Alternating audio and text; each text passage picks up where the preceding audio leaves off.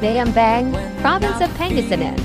The municipality has a land area of 143.94 square kilometers or 55.58 square miles, which constitutes 2.64% of Pangasinan's total area. Its population, as determined by the 2020 census, was 129,011. This represented 4.08% of the total population of Pangasinan Province, or 2.43% of the overall population of the Ilocos region. Based on these figures, the population density is computed at 896 inhabitants per square kilometer or 2,321 inhabitants per square mile.